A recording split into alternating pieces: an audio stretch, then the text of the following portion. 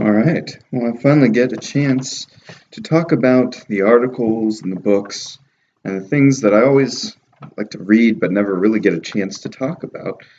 So that's kind of what the point of this is. But let me start with a question. When you talk about government, politics, ethics, religion, all sorts of things. Now, I often ask people, would they be okay with paying taxes to fund a certain religion? Let's just say Christianity, okay? Most people in the United States would still define themselves as Christians. Okay, that they aren't in many cases, if not most cases, but that's how they would define themselves. Okay. But would people be okay with paying taxes nationally or locally for the funding of religion? For the funding of someone, for a church or an institution of religion to teach a certain worldview, whether you agree with it or not. Now, most people, most Americans react to that, even Christian Americans, they react to that as if that's, a strange idea. No, we have separation of church and state. They can, the idea of most people on the right is they can influence each other. Some people want them to be even more separated. But that's not so strange. Massachusetts had a tax-funded congregational churches until the 1830s in their states. So that's not what was talked about in the Constitution. Lots of states chose to do that. It was Congress shall make no law regarding the establishment of religion. So most people think now, because they don't understand federalism, that the Congress making no law meant the states couldn't make any laws regarding religion or the regulation or the taxes for religion either. But that's not true. They got rid of it in 1833 in Massachusetts, but lots of states continue to have tax funding for religion. So if you were a different religion, you would have to pay taxes to support someone else's religion. Now, most people, bristle at that idea, but keep that in mind because I'm going to come back to it. Today I'm going to be talking about an article by Gary North, and if you have not read Gary North, you've got to read Gary North. He's written tons of books. He's in his 70s or 80s now. He's most well known for his economic commentary on the whole Bible. He goes through the whole Bible and talks about all the economics in there, and he's tried to be exhaustive. I don't agree with everything in it, but he has done his homework, and it's very interesting to read and how he ties it all together. He has an encyclopedic knowledge of history and how he ties those things together. So you've got to read Gary North. Go to his website, GaryNorth.com. The economic commentary on the Bible, by the way, just look that up with Gary North, and it's free online. So he gives this all away, his life's work, and he's still writing. But I'm going to read it and talk about an article today.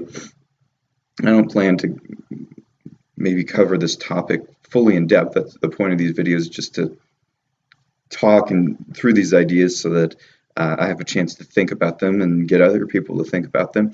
But this article, which will be linked in the description, is called The Textbook Wars, The Endless Battle Over Public Schools History Textbooks. Now, he's going to talk about the issue of different Christians who have fought to get the textbooks to have a certain worldview or move away from a non-Christian, anti-Christian worldview. And a lot of us would agree with that, with that notion. Yeah, they shouldn't do that. But he says that's a losing battle. Okay? He says the battle over the question of America as a Christian nation is never discussed in terms of this, the definition of a nation. Actually, let me go back up. So what he says is trying to get the textbooks in tax-funded government schools, trying to get them to have a worldview that is Christian or neutral is always a losing battle. That's his point. They can't win. No one will win with that. And so that is not his strategy. And he puts it right at the top. I'll come back to this at the end, what his solution is. And North is what I would call, he's what he calls a theonomist. I would call him a theocratic libertarian, which we'll get into that idea at another time possibly. He says, okay, that's always a losing battle to try to change the textbooks. And so he says the battle over the question of America as a Christian nation is never discussed in terms of this, the definition of a nation. It is always discussed in terms of the Constitution as Christian. On this issue, the Christians will always lose. The Constitution is not Christian, it is self-consciously neutral.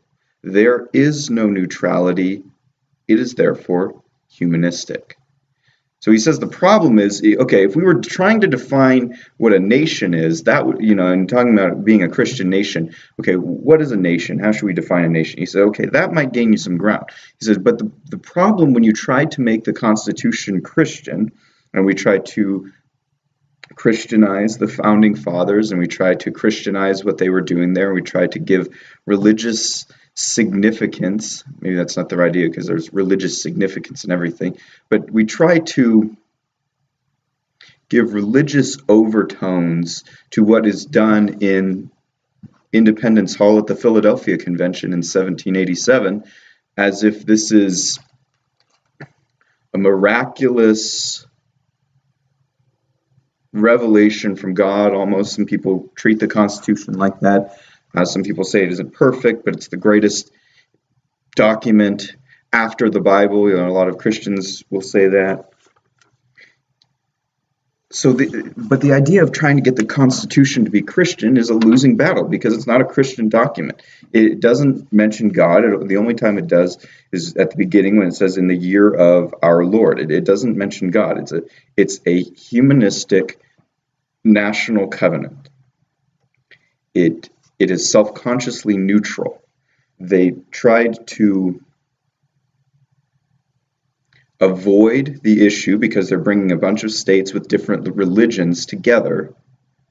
And even though they are all, for the most part, the representative of something of the broader side of the Christian religion, they're trying to bring them all together. And so they decide to have a policy of non-intervention and neutrality when it comes to religion.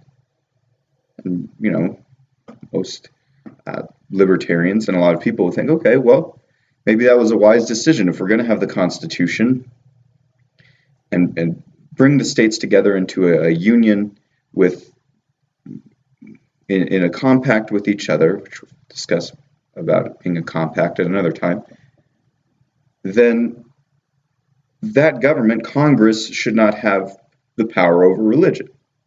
And I think that's right. In a sense, the problem is it negotiated, it tried to be neutral, and as Gary North points out, and I agree, you cannot be neutral. I don't think you can be neutral with regard to religion. Everything is religious. And so he says it's a humanistic document, meaning it is non-Christian. It is, if it does not acknowledge the God of Christianity, doesn't acknowledge Christ, doesn't acknowledge all these things, then it's not a Christian document, and it never will be a Christian document. And if it's not consciously Christian, then it is not for Christianity, it's against Christianity. That's what North is arguing, and I personally agree. It's humanistic. And so it would be good for Christians in general who have almost sometimes I believe, an idolatrous worship of the Constitution to think, why such a commitment to a document that does not acknowledge Christianity? I mean, not that it doesn't acknowledge it, as it pretends it doesn't exist, but it doesn't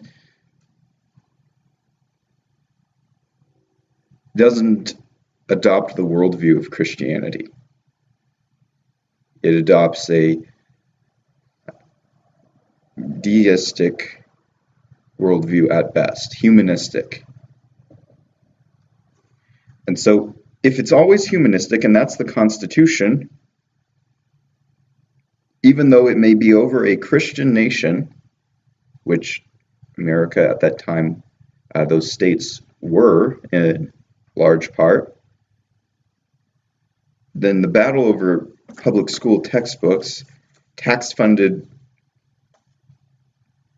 government schools, public schools, textbooks, that's always a losing battle, because you're trying to get them to be Christian when the Constitution isn't Christian.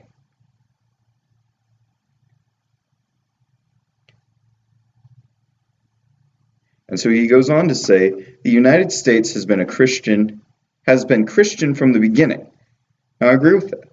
That's absolutely true. And people will say, well, we're not a Christian nation. Well, probably not now. I mean, you could maybe make the argument in the idea, I don't mean of personal salvation, but of kind of a Western Christendom. You might be able to make the argument that we're a Christian nation, but that doesn't mean everybody in America is a born-again, Bible-believing follower of Christ or anything like that. But the states at the time were. They had, in large part, constitutions or national covenants for their states, or were under England as Christian nations. England was a Christian nation. The United States of America has been Christian from the beginning. It has had a humanist constitution since 1788. The nation is confessionally schizophrenic. Neither side in this long battle is willing to admit this. So here's the issue. He says there are two opposing worldviews. There's Christianity. America's been a Christian nation, and there is with a humanist national covenant. Doesn't acknowledge God. And so he says the brilliant phrase is confessionally, what you confess as a nation in your national document. It is confessionally schizophrenic, meaning it has one worldview that it submits to, and everybody, for the most part, acknowledges with a humanist constitution. So what it confesses doesn't line up with what it was. And so he talks about, links to his book about the Constitution, the change there in his book about the Constitutional Convention called Conspiracy in Philadelphia. But that's a discussion for another time. But he goes on to say Christians will lose this battle over the content of humanist textbooks. The textbooks are not going to be Christian textbooks in tax-funded schools. They're just not. They're not going to have, most likely not going to have, even if it tried to be neutral, they're not going to have a good representation of the Christian worldview, because Say, okay, well, we follow the Constitution. It's a problem. So Christians follow the Constitution and they love the Constitution, but the Constitution's humanist. It doesn't defend having Christianity in the textbooks or having non-humanism in the textbooks.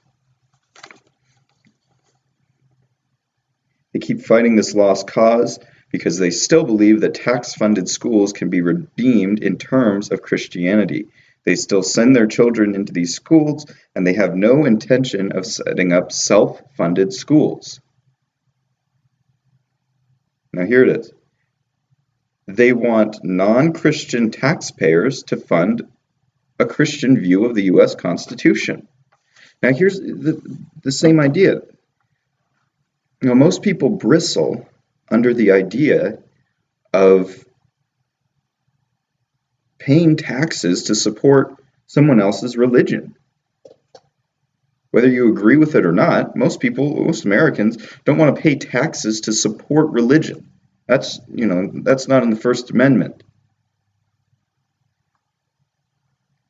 Problem with that thinking is the public schools are and have replaced the church as America's civil religion. In Massachusetts, the taxes switched from funding the church to funding the schools as the main agent of not of education, which the church was the main area of education, or you'd have some sort of apprenticeship or home education, and they had a pretty good system of education back then, by the way, that was all privately funded, except for the Puritans who started setting up those their own public schools. But anyway,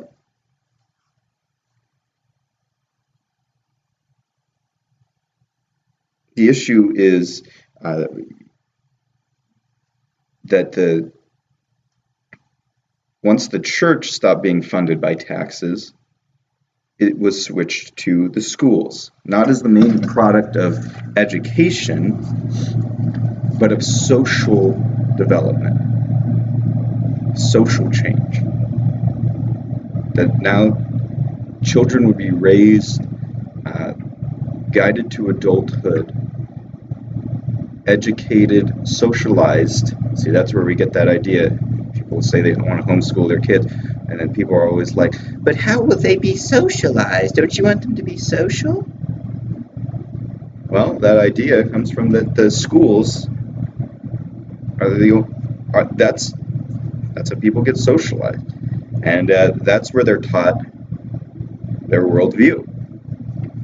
And so you're not going to get them to teach Christian things, just like you're not going to get people to pay taxes for the church. But the same idea is there, and people on the left and the right will not acknowledge this. The same idea is there in paying taxes for someone else's worldview to be taught in schools as paying taxes for someone else's worldview to be taught in churches. You say, well, the schools they're just educating people. Really? You don't think that teachers and students and textbook writers and administrations have worldviews? I mean, people a little more on the Christian side, they get upset with when Islam is taught in schools, or when things that are maybe not friendly to the Christian worldview are taught in schools, or when the Catholics and Protestants are lumped in together, and they say talk about give a negative view of religion in general, or things like that. Other people are upset with Robert Lowen was upset the other day, an article you can read online, that the textbooks didn't in dealing with the Civil War, said that slavery was the main cause, but there were other causes that went along with it, and he was upset about that because the textbooks were teaching that, and the school administrations were approving this, and all this stuff. Well, people get upset about other people's worldviews being taught in school. Look up from Reason Magazine. I'll link to the article in the description. They had an article about social justice math, and that math, this textbook curriculum was talking about how math was used, Western math was used to steal land from indigenous peoples. So it appears 2 + 2 = give me your land. I don't know, it's the math. So worldview is coming out even in math, even in the science that we think is the most, the study that we think is the most clean, non-ideological, fact-based discipline. Think about macroevolution. It's left and right. They all defend public schools as the national religion of the United States. Everybody, 85% of people are okay with funding it by their taxes. And then they want to use the school to represent their worldview. Which, try fighting that battle with a school board. You may win, but it's not an easy thing to do. Try to get the textbooks changed. And by the way, the textbooks, I'm a teacher, so I'm not totally consistent here. But honestly, there is a lot of junk in the textbooks, and I don't think there should be lies in there, and it's fun to point out those things. But to be honest, the textbooks now are not, I don't think they're brainwashing the kids, because guess what? Students don't read textbooks. Would you say one of the main influences in your education was your textbook? Your 8th grade history textbook? You didn't even read it. You don't remember one thing it said. So we'll talk about textbooks at another time, but just from my perspective, look, the kids are not reading the textbooks for the most part. But they are getting a worldview. They are getting it in the classroom, and they are getting it from their friends. Anyway, so he goes on to say they want non-Christian taxpayers to fund a Christian view of the Constitution. Not going to happen. They pretend that they can win the fight. They can't. First, the Constitution's not Christian, so you're not going to get a Christian worldview of it. You're definitely not going to get people to pay taxes for it. Second, because public schools are systematically anti-Christian. Public schools were not set up to be churches. So trying to get them to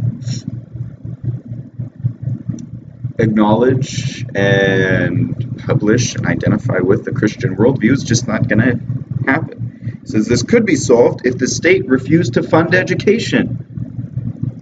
Well, there's a novel idea. Instead of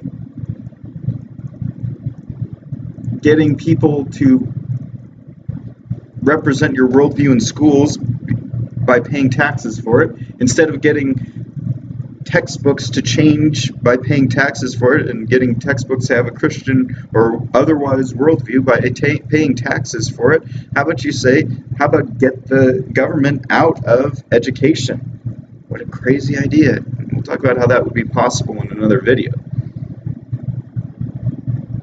But not only would it be possible, I think it would be right.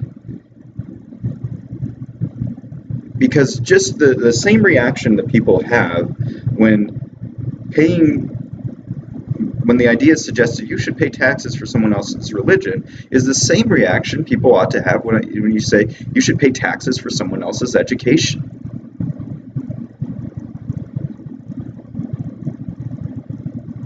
Well, the state is just educating people. It's not just educating people. We know that because there's fights over the worldviews that are taught in schools from whatever side, left, right, or everything in between. This could be solved if the state refused to fund education, in the same way that the state of Massachusetts finally stopped funding congregational churches in 1833. But such a suggestion is intolerable to voters. About 85% of them remain members of good standing in the nation's only established church, the public school system. You can always spot a nation's established church. No criticism of it is considered moral or rational. The church-state alliance is still accepted. It is the school-state alliance. Until this ends, this country will remain statist at its core. And his suggestion in the front, in the very first line of the article that I skipped, in bold, says, we need independent education funded by parents in which no parents are required by law to teach someone else's view of history or anything else. This has to be a bottom-up solution. Okay, it doesn't start with Washington. Okay? Washington's not going to get it right with religion or education. It's not going to start with your state. It's not going to start with your local school board. It starts with people making a decision. Say, okay, well, I want my kids to have a certain worldview. With that, in the description, in every description of these videos, I post a couple options. And so one practical way that you could handle this is the Ron Paul Homeschool Curriculum. One possibility. Okay?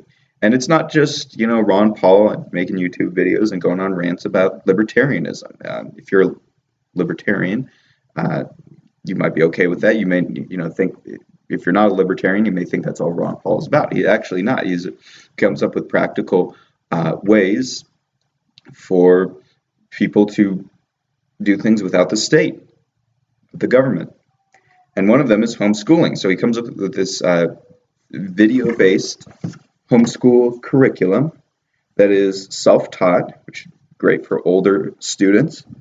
Teaches all kinds of skills, not just about history and politics and government. It has all sorts of things in there. I mean, it's a fully